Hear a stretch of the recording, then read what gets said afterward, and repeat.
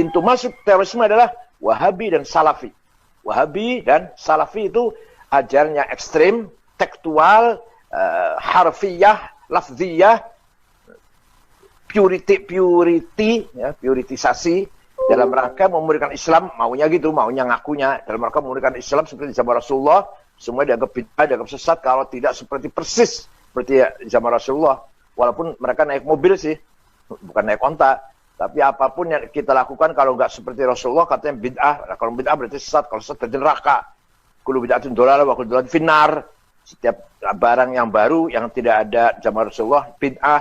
Wa kullu bid'atin dhalalah, setiap bid'ah sesat. Wa kullu dhalalatin finnar, setiap neraka. Dan ini ajaran seperti ini pintu masuk untuk menjadi terorisme, menghalakkan darah orang sesama orang muslim.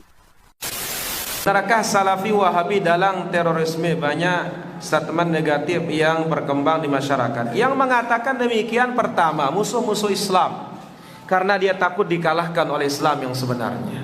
Bagaimana dakwah salaf dikatakan dia itu dalam teroris, padahal dia membantah teroris.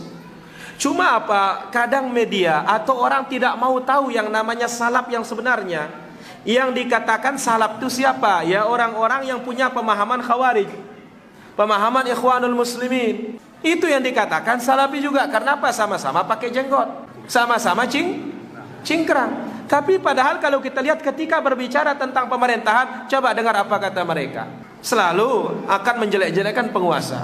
Tidak di halayak umum, tetapi apa? Nanti di antara sesama majelisnya. Ini kunci utama untuk mengetahui. Maka oleh karena itu, ya, dakwah salaf satu-satunya dakwah yang bersama penguasa.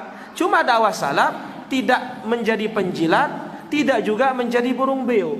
Ada salahnya, dinasihati salahnya.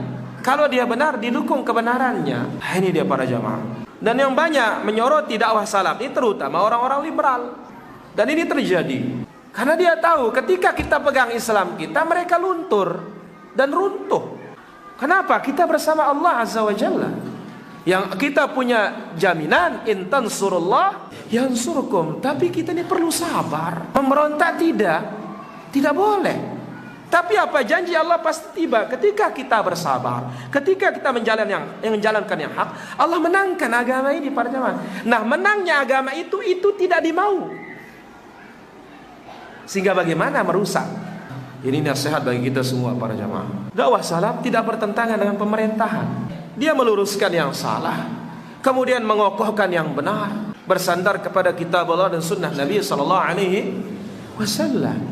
Maka dakwah ini tidak ada yang perlu kita khawatirkan, kecuali memang orang memusuhi apa?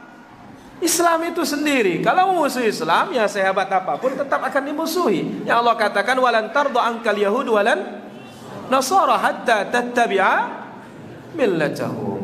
Hadza huwa Allah taala ala wa ala.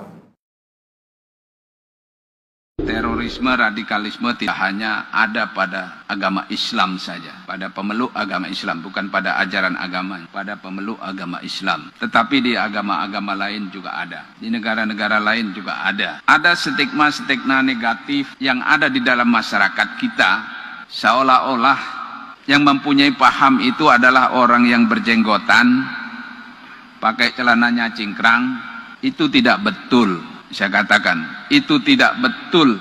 Nah, ini tidak betul sama sekali. Oleh karena itu, yang seperti ini, kenapa harus saya sampaikan? Supaya masyarakat tidak punya stigma yang negatif terhadap yang berjenggotan. Tidak bisa kita identifikasi secara fisik. Yang pelaku teroris pakai jin, pakai kaos, sebagaimana layaknya yang lain. Yang bisa diidentifikasi itu kalau kita berdialog, karena itu pemahaman. Karena itu pemahaman sehingga kita bisa mengidentifikasi seorang ini pahamnya radikal atau tidak, itu kalau kita berdialog. Jadi jangan dikait-kaitkan masalah fenomena ini dengan agama apapun. Ya. Ini tidak ada kaitan dengan agama. Islam tidak pernah mengajar itu. Islam bukan teroris, teroris bukan Islam. Islam bukan teroris, teroris bukan Islam. Saya ingin menggarisbawahi radikalisme itu tidak bisa diidentikan dengan Islam. Radikalisme itu oknum atau mungkin kelompok. Jadi kalau siap itu. Tidak bisa bilang bahwa dengan radikalisme itu lalu kita membawa atribut atau simbol agama. Itu saya pikir tidak tepat. Dan ini harus kita kampanyekan kepada seluruh anggota, seluruh masyarakat bahwa itu adalah oknum. Nah, kalaupun kita penegakan hukum juga terhadap oknum, bukan terhadap simbol agama. Seperti itu, Bib. Mungkin siap.